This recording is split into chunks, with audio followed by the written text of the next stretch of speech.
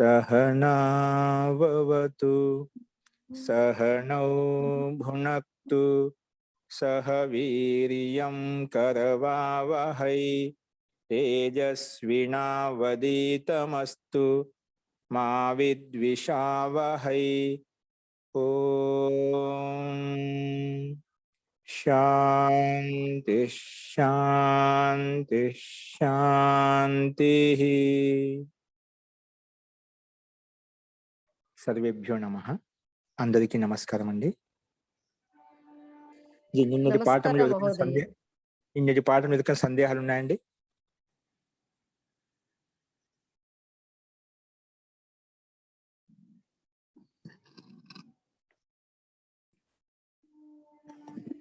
అస్తు ప్రకృతమనుసరామః. నిన్న మనము అభ్యాసం 13లో ఉన్నటువంటి నియమాలు చెప్పుకున్నాము. ఇంకా అభ్యాసం 13లో ఉన్నటువంటి సంస్కృత వాక్యాలు చెప్పుకున్నాము. తెలుగు వాక్యాలు నడుస్తున్నాయి. తెలుగు వాక్యాల్లో కూడా ఒక 5 వాక్యాలు చెప్పినాం అనుకుంటాను. 5వ వాక్యం ఏంటంటే, గోధుమ పొలం నుండి గోధుమ చేను నుండి ఈ పశువులను తొలగించాలి అని చెప్పింటాను. తొలగించు అని చెప్పింటాను. గోధుమ చేను నుండి ఈ పశువులను తొలగించు. ఇది 5వ వాక్యం రాసుకున్నాను. తొలగిస్తున్నాడు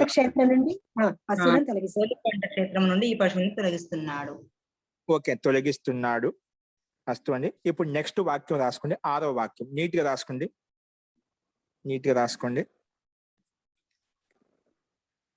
ఈశ్వరుడు ఈ లోకాన్ని ఉత్పన్నం చేస్తున్నాడు. ఈశ్వరుడు ఈ లోకాన్ని ఉత్పన్నం చేస్తున్నాడు. ఈశ్వరుడు ఈ లోకాన్ని ఉత్పన్నం చేస్తున్నాడు.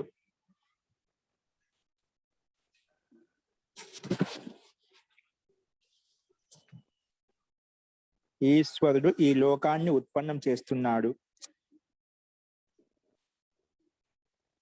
నెక్స్ట్ అండి, గంగా హిమాలయం నుండి ప్రవహిస్తున్నది. గంగా హిమాలయం నుండి ప్రవహిస్తున్నది అంటే గంగా నది హిమాలయం నుండి ప్రవహిస్తున్నది. గంగా హిమాలయం నుండి ప్రవహిస్తున్నది. గంగా హిమాలయం నుండి ప్రవహిస్తున్నది. ఇప్పుడు మన అభ్యాసం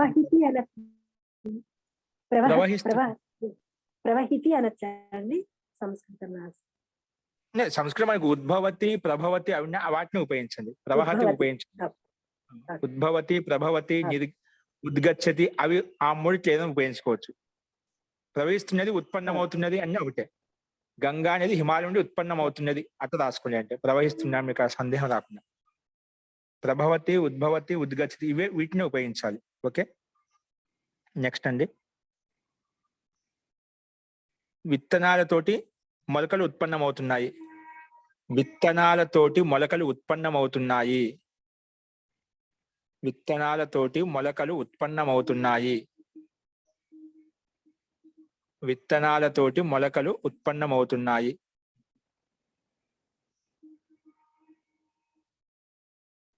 విత్తనాలతోటి మొలకలు ఉత్పన్నమవుతున్నాయి.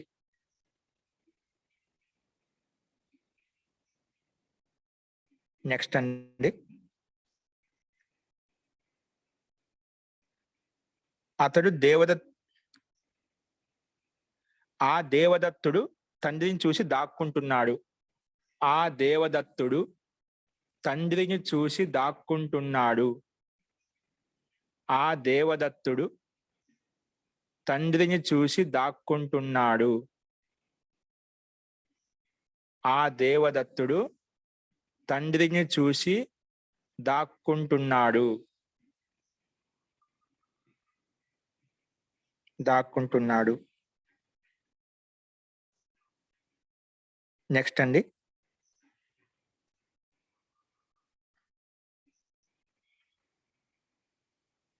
ఆ వైశ్యుడు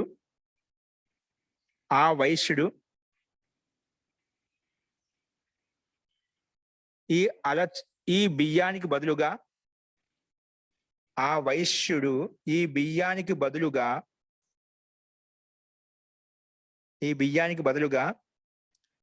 అలచందలను ఇస్తున్నాడు. ఈ బియ్యానికి బదులుగా అలచందలను ఇస్తున్నాడు. ఆ వైశ్యుడు ఈ బియ్యానికి బదులుగా అలచందలను ఇస్తున్నాడు. అలచందలను ఇస్తున్నాడు. అలచందలను ఇస్తున్నాడు.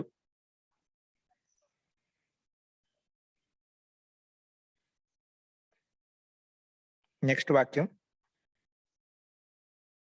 దీనికి ఏంటండి? పృథక్ పృథక్ అని ఉపయోగించాలండి బదులుగా అనడానికి. బదులుగా ఇల్లు అంటే ప్రతి దదాతి ప్రతి యచ్చతి బదులుగా ఇస్తున్నాడు కదా. Correct correct. Yeah yeah. ఆ సన్యాసి కన్నా ఈ కవి ఎక్కువ నైపుణ్యం కలవాడు. ఆ సన్యాసి కన్నా ఈ కవి ఎక్కువ నైపుణ్యం కలవాడు. ఆ సన్యాసి కన్నా ఈ కవి ఎక్కువ నైపుణ్యం కలవాడు. ఆ సన్యాసి కన్నా ఈ కవి ఎక్కువ నైపుణ్యం కలవాడు. నెక్స్ట్ అండి. ఆ సన్యాసి కన్నా ఈ కవి ఎక్కువ నైపుణ్యం కలవాడు. నెక్స్ట్ వాక్యం ధనము కన్నా జ్ఞానము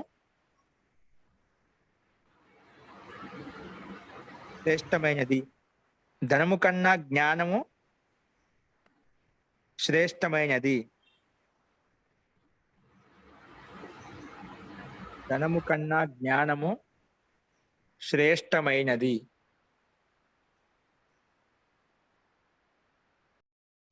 ధనము కన్నా జ్ఞానం శ్రేష్టమైనది. ఈ కవి లేకుండా ఎవరు కథను చెప్తారు?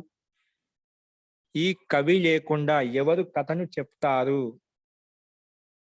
ఈ కవి లేకుండా ఎవరు కథను చెప్తారు?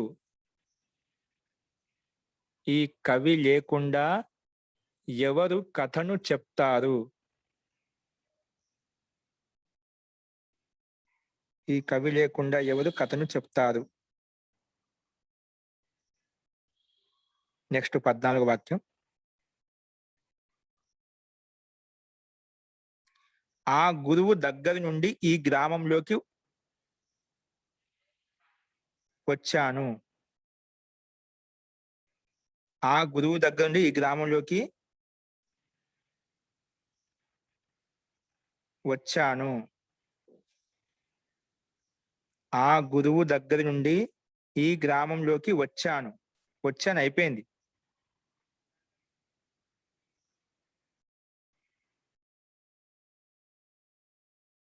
ఆ గురువు దగ్గర నుండి ఈ గ్రామంలోకి వచ్చాను.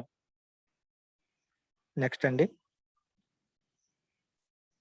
గ్రామానికి దూరంగా ఆ విద్యాలయం ఉంది. గ్రామానికి దూరంగా ఆ విద్యాలయం ఉంది.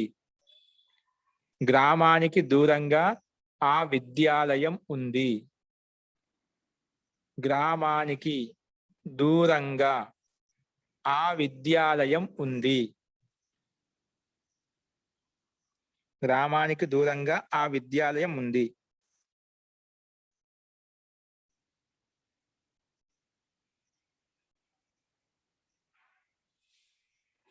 నెక్స్ట్ అండి. ఆ గురువుతో విద్యను చదువు. ఆ గురువుతో విద్యను చదువు. ఆ గురువుతో విద్యను చదువు. చదవాలి. ఆ గురువుతో విద్యను చదువు. చదవాలి. దాంట్లోనే చదువుతున్నాడు, చదువుతున్నాడు, చదువుతున్నాడు, ఇంకా చదువుతాడు, ఇంకా చదువుతాడు, చదువుతాడు. ఇవన్నీ క్రియాపదాలు. మళ్ళీ ఒకసారి చెప్తున్నా. ఆ గురువుతో విద్యను చదువుతున్నాడు. విద్యను చదవాలి, చదువుతున్నాడు,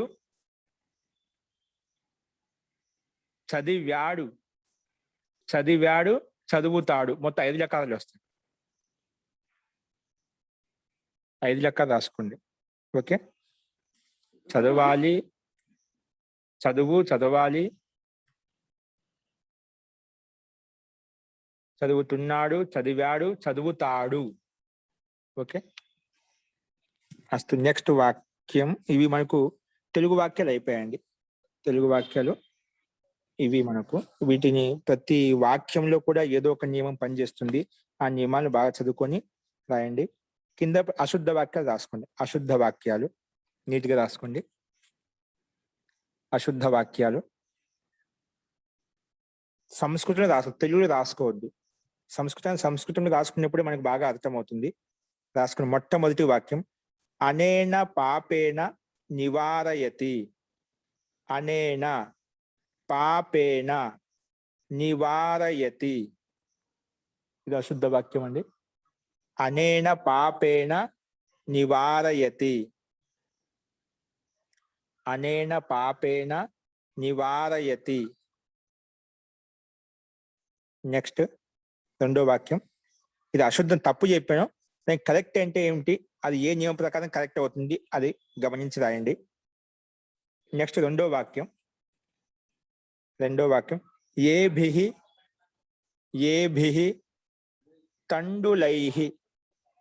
ఏభిః తండులైః ప్రతియచ్చతి. ఏభిః తండులైః ప్రతియచ్చతి. ఏభిః తండులైః ప్రతియచ్చతి. ఇది కూడా అశుద్ధ వాక్యం.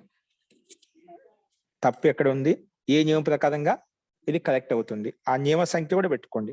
చూడండి, ఎవరు ఏ వాక్యం రాస్తున్నా మీ సంస్కృత వాక్యం, తెలుగు వాక్యంలో ప్రతిదీ ఏదో ఒక నియమం మనం చెప్పుకున్న నియమాల్లోంచి ఏదో ఒక నియమం ఖచ్చితంగా పనిచేస్తూ ఉంటుంది. అది మీకు తెలియాలి, ఇక్కడ ఏ నియమం ప్రకారం ఇది వచ్చింది. ఓకేనా? ఆ రకంగా చదువుకుంటే మీకు సంస్కృతి మీద ఒక పటుత్వం, ఒక నైపుణ్యం వస్తుంది. ఆ రకంగా గమనిస్తూ రాస్తూ ఉండండి వాక్యాలు. కేవలం మనం ఏదో విన్నది రాయడం కాదు, ఎందుకు వచ్చింది, ఎలా వచ్చింది, ఏ నియమం ప్రకారం వచ్చింది, అది ముఖ్యం. మనకు నియమం ముఖ్యం. ఓకే, నెక్స్ట్ మూడో వాక్యం. ధనేన జ్ఞానం గురుతరః. ధనేన జ్ఞానం గురుతరః. ధనేన జ్ఞానం గురుతరః. ధనేన జ్ఞానం గురుతరః. ధనేన జ్ఞానం గురుతరః. ధనేన జ్ఞానం గురుతరః.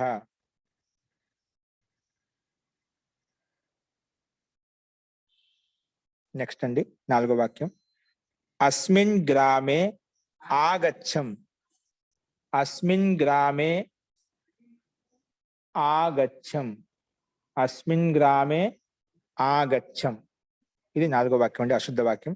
అస్మిన్ గ్రామే ఆగచ్చం. ఇది ఏ నియమం ప్రకారంగా మనకు సప్తమి భక్తి వచ్చింది. అశుద్ధం ఎలా, ఏ రకంగా ఈ గ్రామంలోకి వచ్చాను, కానీ ఏ నియమం ప్రకారం ఇది అశుద్ధమో చూసి దాని నియమ సంఖ్య కూడా రాయండి. ఇవి మనకు అశుద్ధ వాక్యాలండి. ఇప్పుడు మనము రిద్ధి సంధి చెప్పుకున్నాం కదా, దానికి సంబంధించిన కొన్ని ఎగ్జాంపుల్స్ చెప్పుకున్నాం. రాసుకోండి. సంధిం కురు. హెడింగ్ ఏంటి? సంధిం కురు. ఇక్కడ నేను పదాలు విడదీసి చెప్తాను, వాటిని కలిపి రాయండి. వృద్ధి సంధి అనేది ఏ రకంగా వస్తుంది అనేది మనకు తెలియాలి. ఓకే, సంధిం కురు రాసుకోండి. మొట్టమొదటిది విద్యా ప్లస్ ఏషా.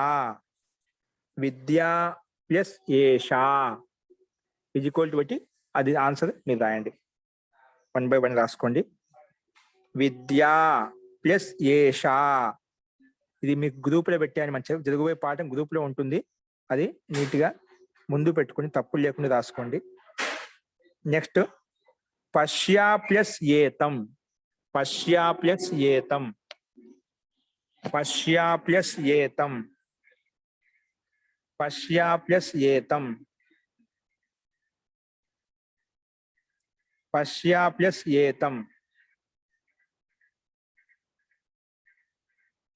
నెక్స్ట్ దేవా ప్లస్ ఐశ్వర్యం, దేవా ప్లస్ ఐశ్వర్యం, దేవా ప్లస్ ఐశ్వర్యం, దేవా ప్లస్ ఐశ్వర్యం. నెక్స్ట్ యదా ప్లస్ ఏకః, యదా ప్లస్ ఏకః, యదా ప్లస్ ఏకః, యదా ప్లస్ ఏకః. నెక్స్ట్ కదా ప్లస్ ఏకేన, కదా ప్లస్ ఏకేన, కదా ప్లస్ ఏకేన, ఏకేన, కదా ప్లస్ ఏకేన. నెక్స్ట్ అండి తస్య ప్లస్ ఏవ, తస్య ప్లస్ ఏవ, తస్య ప్లస్ ఏవ, తస్య ప్లస్ ఏవ. నెక్స్ట్ అండి సర్వదా ప్లస్ ఏవ. నెక్స్ట్ సర్వదా ప్లస్ ఏవ, అక్కడ తస్య ప్లస్ ఏవ, ఇక్కడ సర్వదా ప్లస్ ఏవ, సర్వదా ప్లస్ ఏవ, సర్వదా ప్లస్ ఏవ. నెక్స్ట్ అండి అత్ర ప్లస్ ఏకః, అత్ర ప్లస్ ఏకః, అత్ర ప్లస్ ఏకః.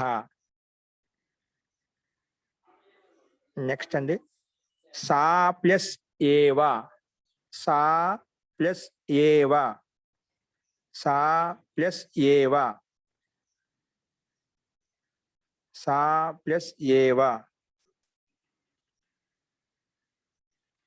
నెక్స్ట్ మహా ప్లస్ ఔషధం, మహా ప్లస్ ఔషధం, మహా ప్లస్ ఔషధం,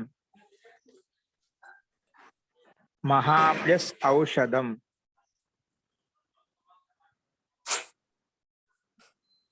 నెక్స్ట్ మహా ప్లస్ ఓషధి, ఓషధి, మహా ప్లస్ ఓషధి, మహా ప్లస్ ఓషధి,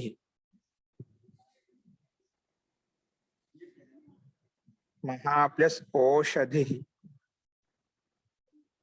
నెక్స్ట్ సదా ప్లస్ ఏషా, సదా ప్లస్ ఏషా, సదా ప్లస్ ఏషా, సదా ప్లస్ ఏషా.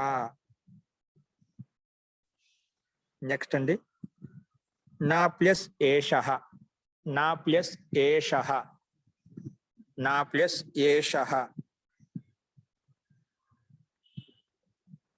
నెక్స్ట్ అండి కా ప్లస్ ఏషా, కా ప్లస్ ఏషా, కా ప్లస్ ఏషా. నెక్స్ట్ అండి అద్య ప్లస్ ఏవ, అద్య ప్లస్ ఏవ, అద్య ప్లస్ ఏవ, ఏవ. నెక్స్ట్ అథ ప్లస్ ఏకః, అథ ప్లస్ ఏకః, అథ ప్లస్ ఏకః, అథ ప్లస్ ఏకః. ఇవి విడిదీసి చెప్పండి, కలిపి రాయండి. వృద్ధి సంధి మనం చెప్పుకునే నియమాలు చెప్పుకున్నాం కదా, దాని ప్రకారం ఇది మార్పులు ఉంటాయి. ఇది మీరు గమనించి రాయండి. నెక్స్ట్ రాసుకోండి సంధి విచ్ఛేదం కురు. ఇప్పుడు కలిపి చెప్తాను, విడిదీసి రాయండి. సంధి విచ్ఛేదం కురు, సంధి విచ్ఛేదం కురు, సంధి విచ్ఛేదం కురు. ఓకే అండి. పశ్యైతాం, పశ్యైతాం, పశ్యైతాం, పశ్యైతాం, పశ్యైతాం,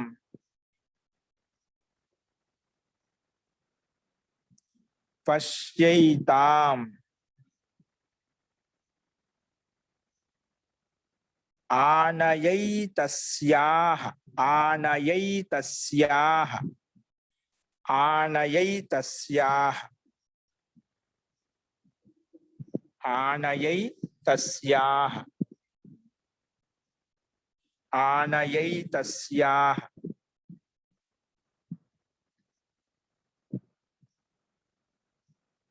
నివారయైతస్మాత్ నివారయైతస్మాత్ నెక్స్ట్ నివారయైతస్మాత్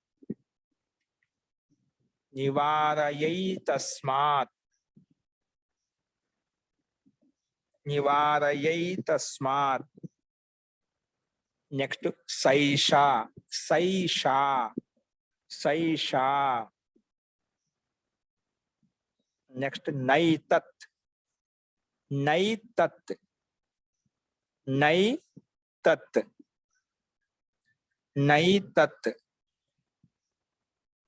నెక్స్ట్ నైవా నెక్స్ట్ ఏంటండి నైవా నైవా నైవా ఇవి మన ఏంటండి నైవా నైవా నై నై నై తత్ మహోదయ రెండోది ఏంటి మహోదయ? ఆనయైతస్యాః ఆనయైతస్యాః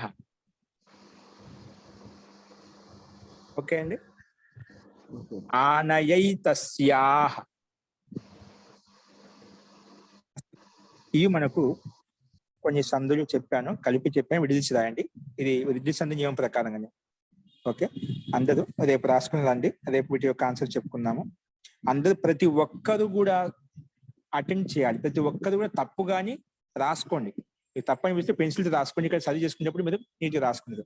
కానీ ప్రతి ఒక్కరూ అటెండ్ చేయాలి వాక్యం. మీకు రాసినప్పుడే మీకు అర్థం అవుతుంది ఎక్కడ నేను ఆలోచిస్తున్నాను, నా మైండ్ సెట్ ఏ రకంగా ఆలోచిస్తుంది, ఇక్కడ ఏమి రావాలి మీకు ఆలోచన వస్తుందా, ద్వితీయ వస్తుందా, తృతీయ వస్తుందా, క్రియాపదం ఏముంటుంది, ఏ క్వశ్చన్ పెట్టుకోవాలి, ద్వివచనం పెట్టుకోవాలన్నా. కాబట్టి మీరు ప్రతి ఒక్కరు కూడా ఇక్కడ చెప్పేటువంటి ఆన్సర్ డైరెక్ట్ రాయకుండా మీరు ఇంకా ప్రయత్నం చేసి అప్పుడు వీటిని ఆన్సర్ని సరి చేసుకోండి. ప్రతి ఒక్కరు కూడా అస్తు.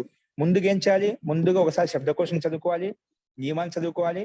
నియమాలు చదివిన తర్వాత అప్పుడు ముందు సంస్కృత వాక్యాలు రాయాలి. సంస్కృత వాక్యాలు రాసిన తర్వాత అప్పుడు తెలుగు వాక్యాలు రాయండి.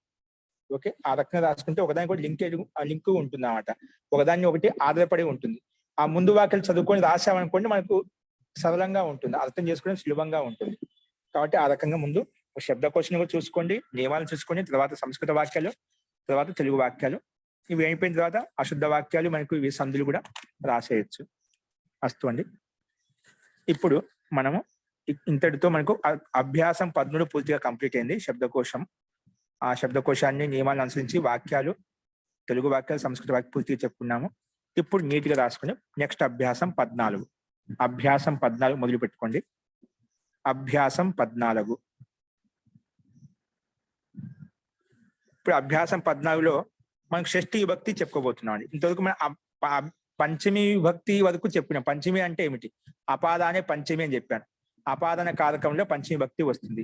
పంచమి భక్తి ఏ సందర్భాల్లో వస్తుంది, ఎలా వస్తుంది, దాని యొక్క నియమాలు ఏంటి మనం 2 అభ్యాసంలో అభ్యాసం 12, 13 చూసాము.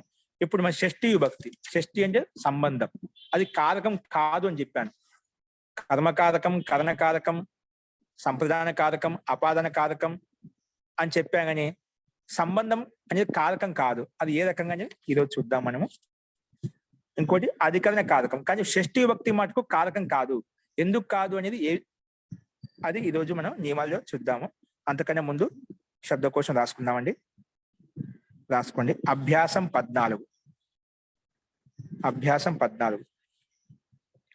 అభ్యాసం మొట్టమొదటి శబ్దము రాసుకోండి. ఛాత్రః. ఛాత్రః. శబ్దకోశంలో ప్రతి చోట కొత్త కొత్త శబ్దాలు వస్తూ ఉంటాయి. అవి ఏ లింగంలో ఉన్నాయి, ఏ విభక్తిలో ఉన్నాయి అవి గమనించండి. ఏ ధాతువులు వస్తున్నాయి, ఏ అవ్యపదాలు వస్తున్నాయి, దిశావాచ శబ్దాలు ఏమి వస్తున్నాయి అనేవి మన ప్రతిదీ శబ్దకోశం బాగా గమనించాలి. 25 శబ్దాలు వస్తున్నాయి ప్రతి అభ్యాసంలో, అన్ని కొత్త కొత్తవి వస్తున్నాయి. కాబట్టి ఆ శబ్దకోశం మనకు ముఖ్యం, అది గమనిస్తూ ఉండండి ప్రతిసారి. అస్తు రాసుకోండి. మొట్టమొదటి శబ్దం అభ్యాసం 14లో ఛాత్ర అంటే విద్యార్థి. విద్యార్థి మనకు స్పష్టంగా అవుతుంది. ఛాత్ర అనే పుల్లింగ శబ్దం, రామ శబ్దానికి సమానం నడుస్తుందని చెప్పి. నెక్స్ట్ అండి అన్నం. అన్నం శబ్దం అండి. అన్నం. అన్నం అంటే అన్నము అని అర్థం. అన్నం అంటే అన్నం అని కూడా అర్థం. మనకు లోకంలో రూఢి అన్నం అంటే అందరికీ అర్థం అవుతుంది అన్నం అని. సంస్కృత పదం కూడా ఇది కూడా. అన్నం అంటే అన్నం. ఇది నపుంసక లింగంలో ఉంది. అన్నం, అన్నే, అన్నా అని గృహ శబ్దానికి సమానం నడుస్తుంది. అస్తు. నెక్స్ట్ నిమిత్తం. నిమిత్తం. నిమిత్తం అంటే కారణం అని అర్థం. నిమిత్తం అంటే ఏమిటి? కారణం అని అర్థం. నిమిత్తం అంటే ఏమిటి? కారణం. ఇది కూడా నపుంసక లింగంలో ఉంది శబ్దం. నెక్స్ట్ కారణం. నెక్స్ట్ శబ్దం అంటే కారణం. కారణం అంటే కారణమే. నిమిత్తం అన్నా కారణమే, కారణం అన్నా కూడా కారణమే. తెలుసు కదా కారణం. ఏ కారణం వల్ల ఇక్కడికి వచ్చావు, ఏ కారణం చేత అక్కడికి వెళ్తున్నావు, అలా కారణం అంటే ప్రయోజనం. ఓకే, నిమిత్తం కూడా వస్తుంది, కారణం శబ్దాన్ని కూడా ఉపయోగిస్తాం మనకు. ఈ రెండు శబ్దాలు కూడా లోకంలో రూఢి శబ్దాలు, ప్రసిద్ధమైనటువంటి శబ్దాలు. కాబట్టి రాసుకోండి. నిమిత్తం అన్న కూడా కారణం, తర్వాత కారణం అన్న కూడా కారణమే రాసుకోండి. కారణం అన్న కూడా దాని మీనింగ్ కారణం. ఇది కూడా నపుంసక లింగంలో ఉంది, స్పష్టంగా అర్థమవుతుంది. కారణం, కారణే, కారణాన్ని అలాగా రూపం నడిపించుకోవచ్చు గృహం శబ్దానికి సమానంగా. అస్తు. నెక్స్ట్ హేతు. హేతు. హేతు అంటే హేతు అని కూడా కారణమే. హేతు అన్న కూడా కారణమే వస్తుంది అర్థం. హేతు అని కూడా కారణమే. చూడు, కారణం అని చెప్పడానికి 3 పర్యాయ శబ్దాలు వచ్చాయి మనకు. ఓ నిమిత్తం అన్న కారణమే, కారణం అన్న కూడా కారణమే, హేతు అన్న కూడా కారణమే. కాకపోతే నిమిత్తం, కారణం అని నపుంసక లింగంలో ఉన్నాయి. హేతు అనేది ఉకారాంతంలో ఉంది. ఉకారాంత పుల్లింగ శబ్దం. ఓకే, ఇది గురు శబ్దానికి సమానంగా నడుస్తుంది. ఏదానికి సమానంగా? గురు శబ్దానికి సమానంగా నడుస్తుంది హేతు శబ్దం అనేది. అస్తు. కానీ దాని మీనింగ్ వచ్చేసి కారణం. హేతు అన్న కూడా కారణమే. అస్తు. ఇవి మనకు శబ్దాలు చెప్పారు. ఇప్పుడు మళ్ళీ ధాతువులు రాసుకోండి. ఇప్పుడు ధాతువులు ఇస్తున్నారు ఇక్కడ. ధాతువులు. మొట్టమొదటి ధాతు నింద్ ధాతు. నింద్. నింద్ దా హలంతం అండి. నింద్ ధాతు. నింద ధాతు అంటే దీని మీనింగ్ వచ్చేసి నిందించడం. ఏంటి? నిందించడం. నిందించడం. దీని రూపం వచ్చేసి నిందతి, నిందత, నిందంతి అలా నడుస్తున్నాడు. నిందతి, నిందత, నిందంతి అలాగా. నెక్స్ట్ అండి నిందతి, నిందత, నిందంతి అలాగ రాసుకోండి.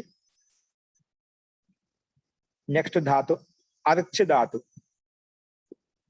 అర్చ్. అర్చ్ చ హలంతం పైన, చకాలం పైన రేఫం. అర్చ్ ధాతు. అర్చ్ ధాతు. అర్చక అర్థం పూజించడం. పూజించడం. పూజించడం. రూపం ఎలా నడుస్తుంది? అర్చతి, అర్చత, అర్చంతి. అర్చతి, అర్చత, అర్చంతి. అర్చతి, అర్చత, అర్చంతి. నెక్స్ట్ ధాతు రాసుకుని శుచ్ ధాతు. శుచ్. శుచ్ ధాతు అండి. శుచ్ ధాతుకి మీనింగ్ వచ్చేసి శోకించ అంటే బాధపడటం. శుచ్ ధాతుకి అర్థం ఏంటి? మీనింగ్ వచ్చేసి బాధపడటం. బాధపడటం, శోకించడం లేదా దుఃఖపడటం. బాధపడటం అన్నా, దుఃఖపడటం అన్నా, శోకించడం అన్నా 3 ఒకటే. బాధపడటం లేదా దుఃఖపడటం ఏదైనా రాసుకోండి. శుచ్ ధాతుకి మీనింగ్ బాధపడటం లేదా దుఃఖపడటం. రూపం ఎలా నడుస్తుంది రాసుకోండి. శోచతి. శోచ ఉపదాలు ఉండే ఊరికి గుణం అవుతుంది. శోచతి అయిపోయింది. శోచతి, శోచత, శోచంతి. శోచతి, శోచత, శోచంతి. శోచతి, శోచత, శోచంతి. నెక్స్ట్ అండి నెక్స్ట్ జప్ ధాతు అండి. జప్ ధాతు జపించడం, జపం చేస్తుంటే కదా అలాగా జపించడం. జపించడం రూపం వచ్చేసి ధాతు రూపం వచ్చి జపతి, జపతః, జపంతి. ఏంటండి? జపతి, జపతః, జపంతి. జపతి, జపతః, జపంతి. జపతి, జపతః, జపంతి. నెక్స్ట్ ఆలప్ ధాతు అండి. ఆలప్ ధాతు. ఆలప్ ధాతు. ఆలప్ ధాతు. ఆలప్ అంటే మాట్లాడటం. ఆలప్ అంటే మాట్లాడటం. ఆలపతి అంటే పరస్పరం ఒకరికొకరు మాట్లాడుకోవడం. ఆలపతి అంటే పరస్పరం ఒకరికి ఒకరు మాట్లాడుకోవడం. దీని మీనింగ్ వచ్చేసి పరస్పరం ఒకరికి ఒకరు మాట్లాడుకోవడం. సంభాషణ అనొచ్చా? ఏంటండి?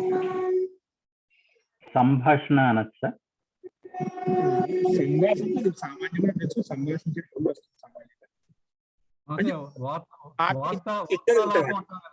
అదే కదా. ఏంటండి? వార్తాలాపం అంటాం. వార్తాలాపం. వార్తాలాపం చేయడం. మాట్లాడుకోవడం. మాట్లాడుకోవడం. ఇద్దరు మాట్లాడుకునేటప్పుడు అంటారా? ఏదైనా కానీ విషయం కానీ ఏదైనా కానీ మాట్లాడుకో, కనీసం మాట్లాడుతున్నది ఏదో ఒక రెండో వ్యక్తి కూడా ఖచ్చితంగా ఉంటాడు. ఇది ద్వివచనంలోకి వస్తుందా, లేకపోతే ఎవరు ఎక్కువ మంది ఒకళ్ళొకళ్ళు మాట్లాడుకోవడం? ఒక్కటే ఊరికి మాట్లాడే ఒక వ్యక్తే, కానీ ఎవరితో మాట్లాడుతున్నాడు? ఏదో ఎదుటి వ్యక్తితో మాట్లాడుతున్నాడు. ఆలపతి ఏకొచ్చిన సామాన్య. ఆలపతి, ఆలపత రాసుకోండి, రూపం రాసుకోండి. మాట్లాడటం అంతే. ఆలపతి ఇది ఎక్కువగా పరస్పరం మాట్లాడుకునే సందర్భంగా ఇది ఉపయోగిస్తాము అని చెప్పడం అంతే. ఓకే. ఇప్పుడు వదతిలో మాట్లాడుతున్నా అంటే అతను మాట్లాడే కదా, ఖచ్చితంగా ఏదో ఒక వ్యక్తి ఎదుటి వ్యక్తితో మాట్లాడుతూ ఉంటాడు. వాక్ అనేది స్వబోధ సంక్రాంతం కోసం పరబోధాయ వాక్ వర్తతే. ఇతరుల మనం చెప్పే వాణి ఎందుకంటే ఇతరులకు ఏదైనా సంకేతం కోసమో తెలియచేయడం కోసమో చెప్పడం కోసం ఉంటుందన్నమాట. ఓకేనా? అంటే ఏదైనా పరస్పరం కొట్టుకుంటున్నారు మాట్లాడే సందర్భంగా వాళ్ళపతి ధాతుని ఉపయోగిస్తాం. ఓకేనా? అంటే దీనికి ఏమైనా ఒక సెంటెన్స్ లా చెప్పగలరా? సామాన్య వాక్యం అంత దాన్ని అంత లోతుగా వెళ్ళొచ్చు. పరస్పరం మాట్లాడుకోవడం అంటే దాన్ని వేరే అర్థం తీసుకోవాలి. సామాన్యంగా వదతి అంటే మాట్లాడుతున్నాడు, ఆలపతి కూడా మాట్లాడుకుంటున్నారు అంతే. సామాన్య సహా బాలకై సహ ఆలాపతి, గురు బాలకై సహ ఆలపతి, పిత బాలకై సహ ఆలపతి బాలకులతోటి ఆడుకుంటున్నారు, మాట్లాడుతున్నారు బాలకులతోటి. అలా వస్తామండి వాక్యాలు. ధన్యవాదాలు.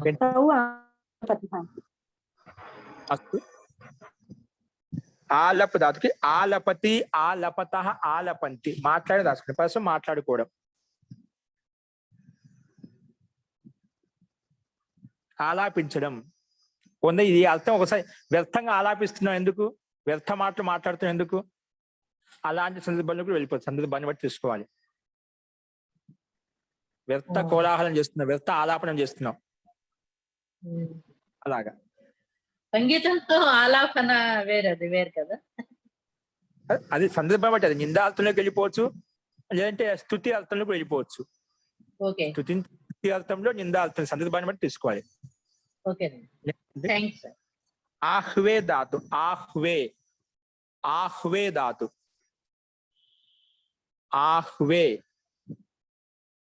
ఆహ్వే ధాతు. ఆహ్వే అంటే ఆహ్వానించడం. ఏంటండి? ఆహ్వానించడం.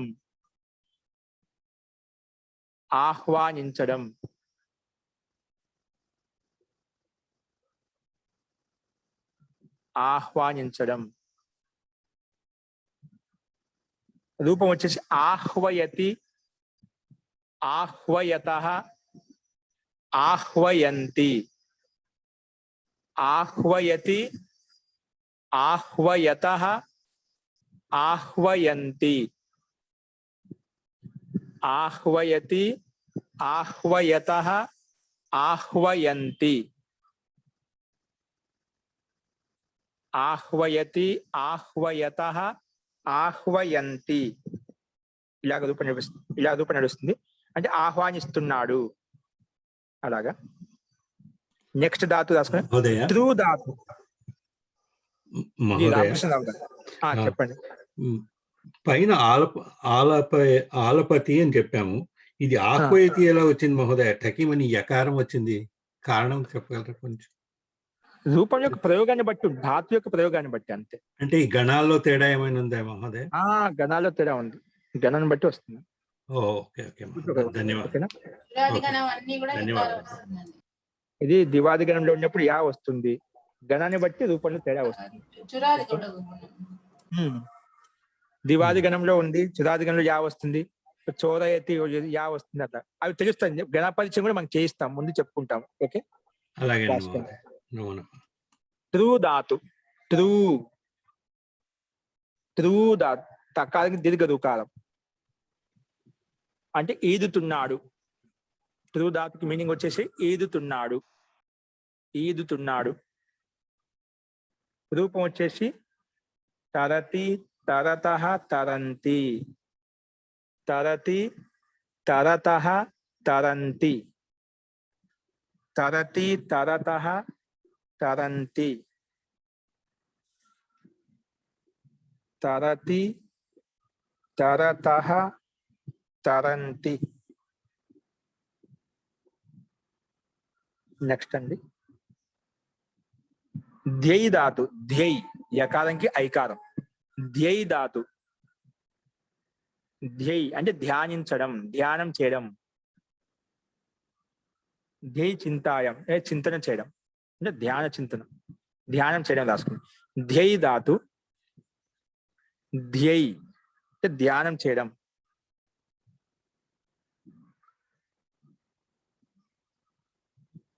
ధ్యానం చేయడం రాసుకోండి. ధ్యాయతి, ధ్యాయతః, ధ్యాయంతి, ధ్యాయతి, ధ్యాయతః, ధ్యాయంతి, ధ్యాయతి, ధ్యాయతః, ధ్యాయంతి, ధ్యాయతి, ధ్యాయతః, ధ్యాయంతి.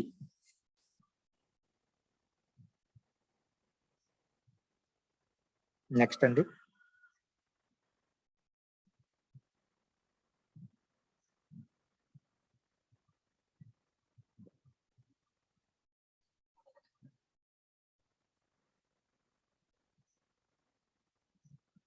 అభిలష్ ధాతు. నెక్స్ట్ ధాతు అభిలష్. అభిలష్ ధాతు. అభిలష్ ధాతు. అభిలష్ ధాతు. అభిలష్ అంటే ఇష్టపడటం, ఇష్టపడటం అండి. ఇచ్చతి ఓ ధాతు ఉంది, అన్నీ కూడా ఇష్టపడటం. అభిలష్ అభిలషతి అని కూడా ఇష్టపడటం. అభిలష్ ధాతుకి ఇష్టపడటం. రూపం వచ్చేసి ధాతు రూపం అభిలషతి, అభిలషతః, అభిలషంతి. ఇది ఒక్కోసారి ఒక రకంగా వస్తుంది. ఇప్పుడు రామకృష్ణ గారు అడిగినట్టుగా ధాతులు అవి గణాన్ని బట్టి మారుతూ ఉంటాయండి. అవి మనకు గణ పరిచయం చెప్పుకున్నప్పుడు అక్కడ మీకు స్పష్టమవుతుంది. అభిలషతి, అభిలషతః, అభిలషంతి. ఏంటండి? కోరడం కాదు, సాహన, ఇష్టపడటం అంతే.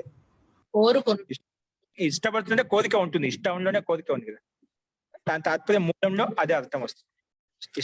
ఇష్టపడుతున్నా అంటే కోరుతున్నాడు. ఓకే, రాసుకోవచ్చు, అది కూడా రాసుకోవచ్చు పర్యావాచి శబ్ద కింద.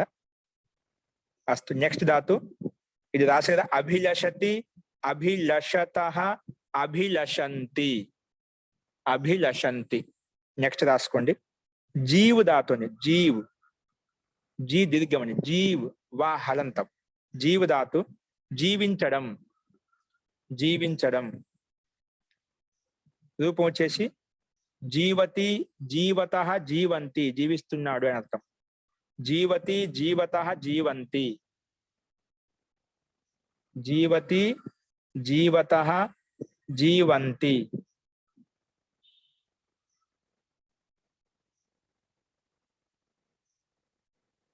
జీవతి, జీవతః, జీవంతి.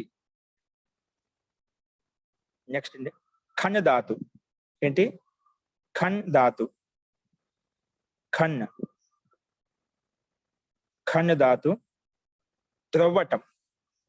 ఖన్ ధాతుకు మీనింగ్ ఏంటి? త్రవ్వటం, త్రవ్వటం, త్రవ్వటం.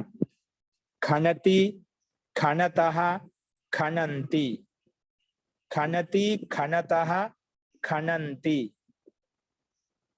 ఖనతి, ఖనతః, ఖనంతి, ఖనతి, ఖనతః, ఖనంతి. ఓకేనా? నెక్స్ట్ రాసుకోండి. ఇప్పుడు ఇంతవరకు మన ధాతులు చెప్పుకున్నామండి. కొన్ని దిశావాచ శబ్దాలు ఇంకా చెప్తున్నారు ఇక్కడ. మనకు అభ్యాసం 13లో కూడా కొన్ని దిశావాచ శబ్దాలు చెప్పినాము. అక్కడ దిశావాచ శబ్దాలు వచ్చినప్పుడు పంచమి విభక్తి వచ్చింది. ఇక్కడ కొన్ని దిశావాచ శబ్దాలు చెప్తున్నారు. ఆ దిశావాచ శబ్దాలు వచ్చినప్పుడు షష్ఠి విభక్తి వస్తుంది. అది ఏ విధంగా చూద్దాము. రాసుకోండి. ఉత్తరతః అవ్యయ పదాల కింద రాసుకోండి, శబ్దాల కింద రాసుకోండి. ఉత్తరతః, ఉత్తరతః, ఉత్తరతః అంటే ఉత్తరం వైపు అని అర్థం. అంటే ఉత్తర దిశ వైపు అని. ఉత్తరతః అంటే ఉత్తరం వైపు, ఉత్తరం వైపు. నెక్స్ట్ దక్షిణతః, దక్షిణతః అంటే దక్షిణం వైపు, దక్షిణం వైపు, దక్షిణం వైపు.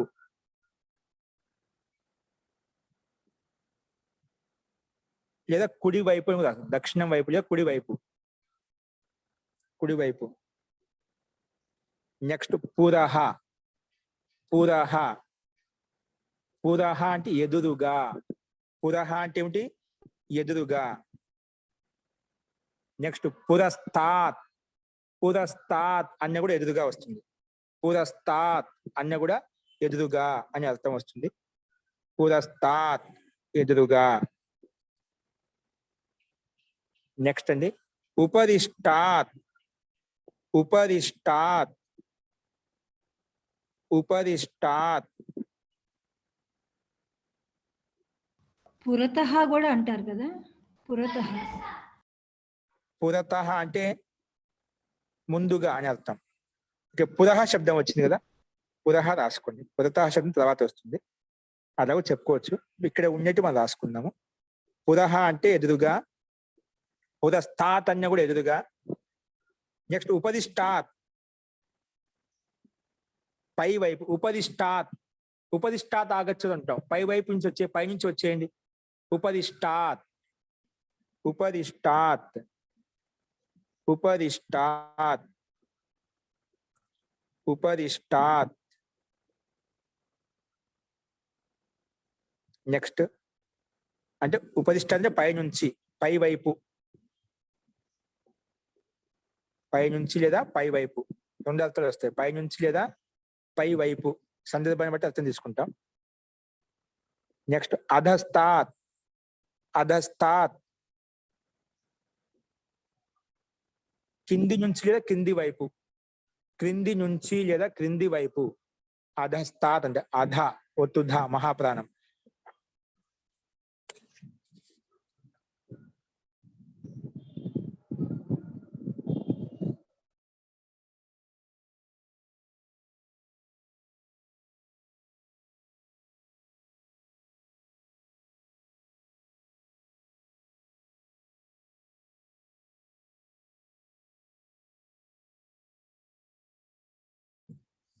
అధస్తాత్ అంటే కింది నుంచి లేదా కింది వైపు, కింది నుంచి లేదా కింది వైపు. నెక్స్ట్ అండి పశ్చాత్. పశ్చాత్ అంటే తరువాత లేదా వెనుక. పశ్చాత్ అంటే తరువాత లేదా వెనుక, తరువాత లేదా వెనుక, తరువాత లేదా వెనుక. నెక్స్ట్ అగ్రే. అగ్రే అంటే ముందు, అగ్రే అంటే ఏమిటి? ముందు. అగ్రే అంటే ముందు. అగ్రే అంటే ముందు. మహోదయ పశ్చాత్. పశ్చాత్ తరువాత లేదా వెనుక, రెండు అర్థాలు వస్తాయి. పశ్చాత్ అంటే తరువాత లేదా వెనుక. నెక్స్ట్ వచ్చేసి అగ్రే. అగ్రే అంటే ముందు. అగ్రే అంటే ఏమిటి? ముందు అని అర్థం. అగ్రే అంటే ముందు. అగ్రే అంటే ముందు.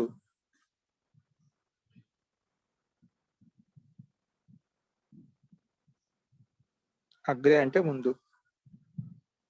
నెక్స్ట్ అండి, ఇవి మనకు కొన్ని దిశావాచక శబ్దాలు, కొన్ని మనకు తోటి వేరే కొన్ని శబ్దాలు కూడా చెప్పారు. నెక్స్ట్ రాసుకోండి శ్రేష్ఠ. నెక్స్ట్ శబ్దం రాసుకోండి శ్రేష్ఠ. శ్రేష్ఠ. శ్రేష్ఠ అంటే శ్రేష్టమైన అని అర్థం. శ్రేష్టమైన వాడు. శ్రేష్ఠ అంటే శ్రేష్టమైన వాడు. శ్రేష్టమైన వాడు అంటే గొప్పవాడు అని అర్థం. శ్రేష్టమైన వాడు అంటే గొప్పవాడు. నెక్స్ట్ శ్రేష్ఠ తరహ, ఇంతకుముందు చెప్పుకున్నాం. శ్రేష్ఠ తరహ. నెక్స్ట్ ఏంటి? శ్రేష్ఠ తరహ, అంతకన్నా ఎక్కువ గొప్పవాడు లేదా శ్రేష్టమైన వాడు అంటే శ్రేష్ఠుడి కన్నా గొప్పమైన వాడు అంతే. శ్రేష్ఠ తరహ అంటే ఎక్కువ గొప్పవాడు, ఎక్కువ గొప్పగాడు, ఎక్కువ గొప్పవాడు లేదా శ్రేష్టమైన వాడు.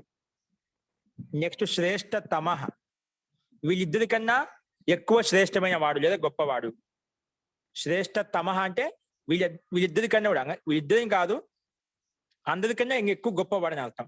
శ్రేష్ఠ తమ వచ్చిందంటే వాళ్ళిద్దరు కాదు, వాళ్ళిద్దరికన్నా పైన ఇంకెవరున్నా కూడా వాళ్ళందరికన్నా కూడా శ్రేష్టమైన వాడు అని అర్థం. అంటే తమ ప్రత్యయం వచ్చిన తర్వాత, శ్రేష్ఠ తమహ వచ్చిన తర్వాత అంతకన్నా శ్రేష్టమైన ఎవరు ఉండదు. ఇంకా ఎవరికైతే అతనికన్నా ఇంకా పైన ఎవరైతే ఉండదో అప్పుడు ఇది తమ ప్రత్యయం వస్తుంది. అంతకన్నా ఎక్కువ శ్రేష్టమైన వాడు లేదా గొప్పవాడు. అత్యంత శ్రేష్టమైన వాడు అని చెప్పుకోవచ్చా గురుగారు? ఏంటండి? అత్యంత శ్రేష్టమైన వాడు. అత్యంత శ్రేష్టమైన వాడు. అత్యంతమైన, అతి పెట్టామంటే దాంట్లో ఇంకా అది లాస్ట్ అన్నమాట. అందుకే శ్రేష్ఠ, శ్రేష్ఠ తరహ, శ్రేష్ఠ తమహ. చెప్పాను. శ్రేష్ఠ శ్రేష్టమైన వాడు, శ్రేష్ఠ తరహ అంతకన్నా శ్రేష్టమైన వాడు, శ్రేష్ఠ తమహ అంతకన్నా అత్యంత శ్రేష్టమైన వాడు, అత్యంత శ్రేష్టమైన వాడు. ఓకే, ఇవి మనకు శబ్దకోశం అండి. శబ్దకోశము ఇవన్నీ మనకు ఏ శబ్దం ఎలా నడుస్తుందని చెప్పాను. ఇంకొకటి ఇక్కడ నింద ధాతు నుంచి మొదలుకొని, నింద చెప్పాను, నిందతి, నిందత, నిందంతి, అక్కడి నుంచి మొదలుకొని లాస్ట్ ఏంటి ధాతు? ఖన ధాతు. ఖనతి, ఖనత, ఖనంతి అని చెప్పిన అక్కడి నుంచి మొదలుకొని నింద ధాతు వరకు మొత్తం ఇవన్నీ కూడా భవతికి సమానంగా నడుస్తాయండి. అందుకే భవతి రూపం బాగా పర్ఫెక్ట్ గా ఉండాలి. భవతి యొక్క రూపం 10 లకాలు బాగా కంఠస్థం చేసేయండి. అది ఒక్కటి బాగా కంఠస్థమైందంటే మిగిలిన లకాలను దీనికి సమానంగా నడిచేది 100 ధాతులు ఉన్నాయండి. ఇప్పుడు ఇవన్నీ ధాతులు కూడా మనము భవతి ధాతు కంఠస్థమైంది అనుకోండి 10 లకాలలో, ఇవి మనకు ఆటోమేటిక్ గా అని చెప్పేయచ్చు. ఇప్పుడు నిందతి, నిందత, నిందంతి, అర్చతి, అర్చత, అర్చంతి, మొత్తం 5. ఇప్పుడు మా 5 లకాలు చెప్పుకున్నాం, 5 లకాలలో మొత్తం ఆటోమేటిక్ చెప్పేయచ్చు అండి. ఇప్పుడు కేవలం 5 లకాలు చెప్పే 5 లకాలు మీకు కంఠస్థం కావాలి. ప్రతి ధాతువు అది మీరు ప్రాక్టీస్ కూడా చేసుకోవాలి. భవతికి సమానంగానే ఉన్నాయి కాబట్టి ఇది పక్కన రాసుకుంటూ ఉండాలి. ఇక్కడ ఏవేవైతే ధాతులు వచ్చాయో వాటికి 5 లకాలు చెప్పుకున్నాం, 5 లకాలు రాస్తూ ఉండాలి. తర్వాత కొంచెం ముందుకు వెళ్ళిపోయిన తర్వాత 10 లకాలు కూడా ప్రాక్టీస్ చేయిస్తాను, 10 లకాలు రాయిస్తాను. కాబట్టి 5 లకాలు మీకు ఇంతవరకు చెప్పిన ధాతులు ఏవైతే ఉన్నాయో అవన్నీ కూడా 5 లకాలు మీకు వచ్చేసి ఉండాలి. ఆ రకంగా ప్రాక్టీస్ చేసుకోండి. జీ మహోదయ, ఈ రెండు కొంచెం చెప్పండి. డిఫరెన్స్ ఉన్నాయి కదా, ఆహ్వయతి, ధ్యాయతి రెండు కొంచెం డిఫరెన్స్ ఉన్నాయి కదా, అలాగే భవతి రూపంలో కాకుండా. ఒక పదం తెలిసి కదా, ఆహ్వయతి, ఓకే, యా ముందు కలుపుకున్నాం, దాన్ని బట్టి మొత్తం ఒకటి తెలిస్తే అయిపోయి అన్ని ఆటోమేటిక్ నడుస్తూ ఉంటాయి. అయతి, అయతి, అయత, ఆహ్వయతి సంక్షిప్త రూపం అయతి, అయత, అయంతి లాగా ఉంది కదా, ఇది కొంచెం తేడా ఉంది. ఆహ్వయ ధాతు మనకు అతి మామూలు కలుపుకుంటాం. ఆహ్వయ ధాతుకు అతి కలుపు, ఆహ్వయతి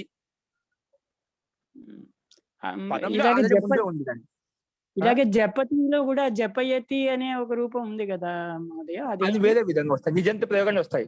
జపం చేయిస్తున్నాడు, ఓకే. అర్థం మారిపోతుంది. ఓకేనా? అవి మనకు నిజంత ప్రయోగాలు అవన్నీ వచ్చినప్పుడు ఒక్కొక్క నిజంత ప్రయోగాలు వస్తాయి, మనకు చురాదిగణం యొక్క ధాతులు వస్తాయి, అప్పుడు ఇంకా క్లారిటీ వస్తుంది. ఇప్పుడు ఓన్లీ మనం భవతికి సమానం నడిపిస్తున్నాం దీన్ని, జపయతి కాదు. జపతిని ధన్యవాదాలు. ఉపయోగించాం. జపయతి కూడా రూపం ఉంది, నిత్య ప్రయోజనం వచ్చినప్పుడు ఇంకోటి గణాన్ని బట్టి ఇంకో రూపాలు కూడా మారుతూ ఉంటాయి.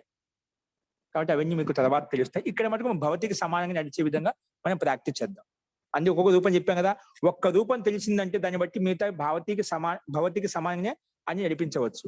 కాబట్టి ప్రతి ధాతు ఏ అభ్యాసంలో అయితే శబ్దకోశం ఏవైతే ధాతులు చెప్పుకుంటామో అవన్నీ కూడా మీకు 5 లకారాల్లో రావాలి.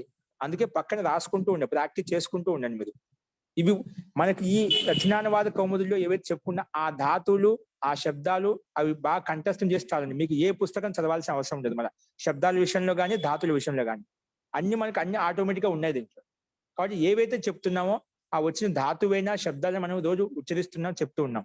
కాబట్టి అది రాసుకుంటూ ఉండేది ఆపిస్తున్నాను కూడా. తర్వాత వాటిని ఆధారం చేసుకొని మీరు కూడా ప్రాక్టీస్ చేసుకోండి. మిగిలిన అన్ని చెప్పుకోలేం కదా, అన్ని చెప్పుకోవడం కష్టం. దానికి సంబంధించి ఒకటి చెప్పుకున్నామంటే దాన్ని ఆధారం చేసుకొని మిగిలిన మీరు ప్రాక్టీస్ చేసుకుంటూ ఉండాలి. అలా ప్రాక్టీస్ చేస్తే మనకు ఎక్కువ త్వరగా దీని యొక్క ఉపయోగం మనం తీసుకోవచ్చు అండి. అందుకే అలా అందరూ ప్రయత్నం చేస్తూ ఉండాలి. ఇప్పుడు కింద వ్యాకరణం హెడ్డింగ్ పెట్టి రాసుకోండి. వ్యాకరణం హెడ్డింగ్ పెట్టుకోండి కేవలం. గురువు గారు ఆహ్వయతినా ఆహ్వేయతినా గురువు గారు? ఇక్కడ ఆహ్వయతి. ఆహ్వయతి. బాలకః పుత్రం జనకః పుత్రం ఆహ్వయతి, పిలుస్తున్నాడు. ఆహ్వయతి, ఆహ్వయతి, ఆహ్వయతః, ఆహ్వయతి. ఆహ్వానించడం. ఆహ్వానించడం సందర్భాన్ని బట్టి ఆహ్వయతి పిలుస్తున్న అర్థం కూడా వస్తుంది. ఓకేనా? ఒకటి సన్మానపూర్వకంగా ఆహ్వానించడం, ఒకటి సామాన్యంగా చిన్న వాళ్ళతో అయితే సామాన్యం పిలవడం. పెద్దవాళ్ళకి ఆహ్వానిస్తాం, చిన్న వాళ్ళను పిలుస్తాం అనమాట. ఓకే, వ్యాకరణం పెట్టి హెడ్డింగ్ పెట్టి రాసుకుని బ్రాకెట్. ఇదం కామ అదస్, ఇదం కామ అదస్ బ్రాకెట్లో పెట్టుకుని నపుంసకలింగం. ఇదం శబ్దానికి అదస్ శబ్దానికి ఓన్లీ నపుంసకలింగం మనం రాసుకోవాలండి. నిన్న అభ్యాసం 13లో ఇదం శబ్దానికి అదస్ శబ్దానికి పుల్లింగాలు ఎలా అనేది రాసుకున్నాం మనం. ఇప్పుడు ఇదే ఇదం శబ్దానికి అదస్ శబ్దానికి నపుంసకలింగం రూపాలు ఎలా ఉంటాయి అనేది మనం ఇప్పుడు తెలుసుకుందామండి. బ్రాకెట్లో రాసుకుంది ఇదం కామ అదస్ బ్రాకెట్లో నపుంసకలింగం. ఈ రెండు సర్వనామ శబ్దాలకి నపుంసకలింగంలో రూపాలు రాయాలి. నెక్స్ట్ కామ పెట్టి రాయాలి. షష్ఠీ దీర్ఘం అండి. షష్ఠీ విభక్తి. ఈ అభ్యాసంలో ఇంకా షష్ఠీ విభక్తి గురించి చెప్పుకోబోతున్నాము. షష్ఠీ విభక్తి కామ పూర్వరూప సంధి. ఏమొచ్చిందండి ఇప్పుడు? పూర్వరూప సంధి. ఇప్పుడు ఈ అభ్యాసం ఏం చెప్పుకోబోతున్నాం? పూర్వరూప సంధి చెప్పుకోబోతున్నాం అంట. ఇదంతా బ్రాకెట్లో పెట్టుకోండి. ఇదం కామ అదస్ ఈ రెండు సర్వనామ శబ్దాలు నపుంసకలింగంలో రాసుకోవాలి. ఇంకో షష్ఠీ విభక్తి యొక్క నియమాలు చెప్పుకోబోతున్నాము. ఇంకా పూర్వరూప సంధి కూడా చెప్పుకోబోతున్నాం. ఇవి మనకు వ్యాకరణ అంశాలు. చెప్పుకోబోయే అంశాలు ఏంటి అనేది ఇక్కడ మనకు వ్యాకరణ అంశాలు ఏంటి అని చెప్పాడు, బ్రాకెట్లో చెప్పాడు. బ్రాకెట్లో పెట్టుకోండి. ఫస్ట్ ఇవి మీకు ఇదం శబ్దము అదస్ శబ్దం ఇప్పుడు అది మన గ్రూపులు పెడతాను, రాసుకోండి. రేపు ఎప్పుడు ఉచ్చరిస్తాను, ముందు ఒకసారి రాసుకోండి. రాసుకునే వాళ్ళు ఉంటేనా రేపు ఉచ్చరించినప్పుడు ఏమైనా తప్పులు ఉన్నా దోషాలను మీకు అర్థమవుతుంది. కాబట్టి ఇదం శబ్దానికి అదస్ శబ్దానికి నపుంసకలింగంలో రూపాలు పెడతారు, రాసుకోండి. ఇంకా ఇందులో ఏదో ఒక ధాతు మనకు 5 లకాలు మీకు గ్రూపులు పెడతా, అది కూడా రాసుకోండి. ఓకేనా? అది కూడా రాసుకోండి, నేను చెప్తాను. అది గ్రూపులు పెట్టి పంపిస్తానండి, అది రాసుకోండి. ఓకే, మిగిలినది షష్ఠీ విభక్తి యొక్క నియమాలు ఏంటి, ఎలా ఉంటుంది, వాటి యొక్క నియమాలు ఏంటి, షష్ఠీ విభక్తి కారకం ఎందుకు కాదు, అన్ని కారకాలు ఉన్నాయి. సంబంధ కారకం అని ఎందుకు అనము, కర్మకారకం చెప్పాము, కరణకారకం చెప్పాము, సంప్రదాన కారకం అని చెప్పుకున్నాము, అధికరణ కారకం ఉంటుంది. కానీ సంబంధం కారకం ఎందుకు కాదు, దాని యొక్క నియమం రేపు చెప్పుకున్నామండి. ఇంకా దానికి సంబంధించిన నియమాలు చాలా ఉన్నాయి, అవన్నీ రేపు చెప్పుకుందాం. ఓకే, అస్తు. మంత్రపాఠ. మీకు ఎవరికైనా సందేహాలున్నా మంత్రపాఠం అయిపోయిన తర్వాత అడగండి.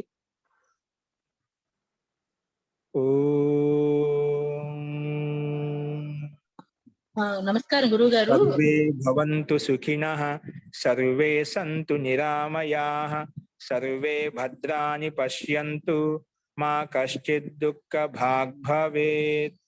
ఓం శాంతి శాంతి శాంతి.